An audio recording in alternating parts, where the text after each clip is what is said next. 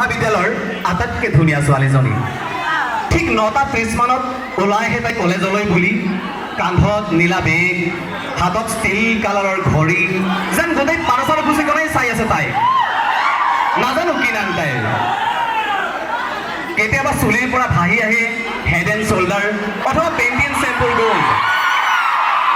চুলি কেইডাল একেবাৰে ষ্ট্ৰেইট হয়তো তাইয়েই নিৰ্মল হালৈৰ আটাইতকৈ ধুনীয়া ছোৱালীজনী আটাইতকৈ ধুনীয়া ক্লাছৰ ভাগে ভাগে ল'ৰা ছোৱালীবোৰৰ যিহে গণ্ডগোল অৱশ্যে মানসে বেছিভাগ সময় বাৰান্দাতে কটায় বাকীবোৰতো আছেই নকওঁ বাৰু কেণ্টিনৰ পৰা বতাহত ভাহি আহে তেলত তিয়াই থোৱা চিংৰা কেইটাৰ গুণ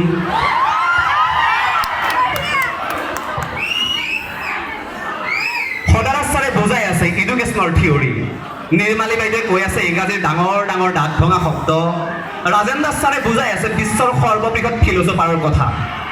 আনন্দৰাম বৰুৱাৰ ব্যক্তিত্বৰে সবল মানুহ হ'বলৈ নিবেদিতা মেমে কৈ আছে আনন্দৰামৰ জীৱনী বীণা বাইদেউ আৰু প্ৰভোত গোস্বামী ছাৰে বুজাই আছে সংস্কৃতৰ আউল লগা শ্লোক তাৰ মাজে মাজে প্ৰিন্সিপাল ছাৰৰ 2 এখোজ বাৰান্দাত জোতাৰ শব্দ গধূলি পৰত হোষ্টেলৰ গাভৰুবোৰে আগজ ধৰে ফুচকাৱালাক বজাৰৰ কাষত গাভৰুৰ খিলি খিলি হাঁহিত সিও পাহৰি যায় কেইটা আছিল ফুচকা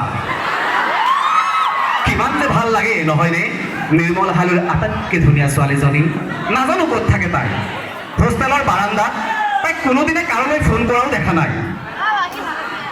চুলিকেইডাল বতাহত লৰাই লৰাই পহিলাৰ দৰে তীব্ৰ গতিত চাইকেল চলাই নাহে তাই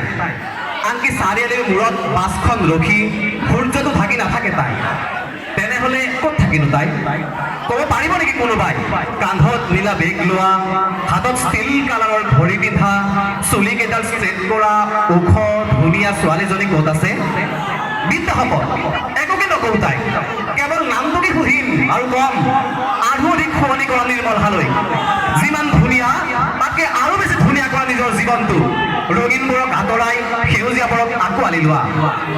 আৰু সোণালী নহ'লেও ৰূপালী আখৰেৰে লিখি যোৱা নিজৰ নিজৰ নাম নিৰ্মল হালৈ বুকুত